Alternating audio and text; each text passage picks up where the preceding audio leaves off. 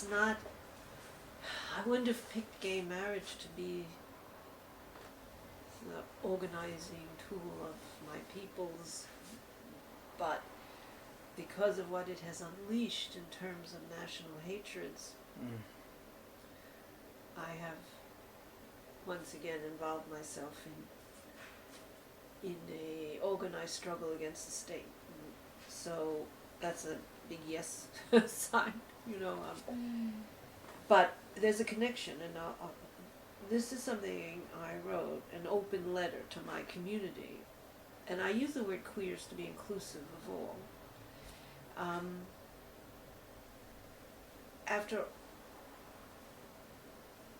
So this was written in 1993, so after almost 40 years of waking up to national debate over whether the gay people, the word we would have used, whether gay people were human, were fully human. And to see it happening again here, for another generation, and know the devastation that it wreaks inside it, makes me sad. But, and this is what I would say to my younger generation of queer people now here in Australia. So, letter to my community, a sturdy yes of a people. This public letter was written in 1993 after viewing the Senate hearings on gays in the military, after watching a 60-minute segment on the debate over the rainbow curriculum, and after months of reading debates over the humanity of gay people in the New York Times. These are not easy times, but they are times that must be. All around us, institutional heads debate our humanity, as if we were not there, as if we were human objects to be moved around as their small minds and smaller hearts grapple with the gay problem. Other people, working people, fierce in the protection of their children, and in adherence to their religious leaders, pledge close-mindedness.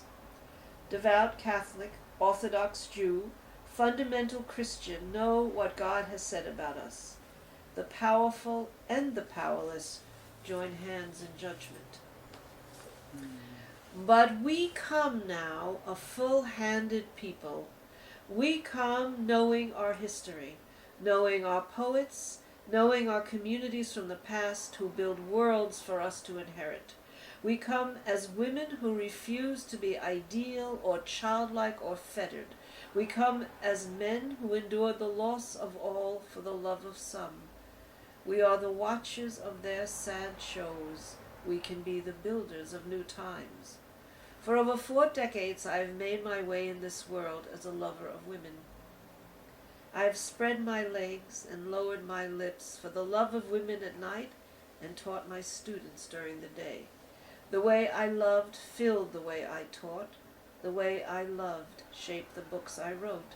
The way I loved shaped the politics of change I fought for. Hundreds of thousands of us held our passions close as we created public beauty in this country. Offers will come to us. Be silent, do not announce, tell no one, and you will have a place. Silence wins no honest or safe place.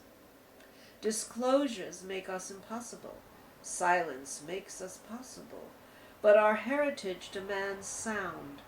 Radcliffe Hall shouts at her lawyer, I mean this to be a book about inverts, not just friends. Oscar Wilde chides, you cannot kill my love of young men by putting me in prison. Pat Parker asks in warning, where will you be when they come for you? Mabel Hampton flaunts, what do you mean, when did I come out? I was never in. Audre Lorde chants, silence will never save anyone. They cannot force silence into our mouths. We take lovers into our mouths. We take breasts and cock into our mouths. We take wetness and fullness into our mouths, but never their silence, for that will choke us. Devout parents and family experts say we are inappropriate for children, that understanding is inappropriate for children, that meeting lesbian parents is harmful for children. Let them find out about these kinds of people when they are older, they say, as if we were a strange food for which only adults can have a taste. Let my child be beaten into manhood in the schoolyard. Let my daughter lose her heart in the pursuit of a woman's life. But never let them know that gender is not a prison, that love is not always doled out to the same few. These people who wish to keep us from children battle to protect a killing ground. Other excluded people have told us that perspective is all. Frederick Douglass wrote, "That which he most loved," speaking of the slave owner, "I most hated. That which gave him life was death to me." The dying masters have built a house of cards, a full deck of hatreds, and are caught in its reflected images. We must know ourselves, know the solidity of our history and our gift of love, so we can walk through their mirrored house into the challenge waiting for us, the creation of a more just world. Cohesion in the killing forces will be destroyed if we appear with our names full on our lips, say the military experts, all powerful men sitting in the same chairs as the other men who judged what was real in other times, the House Un-American Activities Committee men, the Iran Gate men, the Anita Hill men. Hollow voices they have become as we move forward. I'm thinking of Trump now. Like ghosts they sit upon those chairs, mouthing the credos of a losing world. But even in their airy flailings, they name hope. Think of what they fear from us. Love and desire, rebellion and difference, play, tenderness, touch, freer children who do not call each other faggot, girls who strive for their own glory, men who do not have to hate softness. All their words and reasons for exclusions, all the tumult of their no, will fall into the shadows of history. You, my queer comrades, have given me a world where my words could live, where my love was kissed by sun, where my anger turned to visions of possibilities. These are hard times, but necessary ones. These are the times when we be a sturdy yes of a people. I do make speeches. It's amazing how history... Isn't it? As you were reading it, Joan,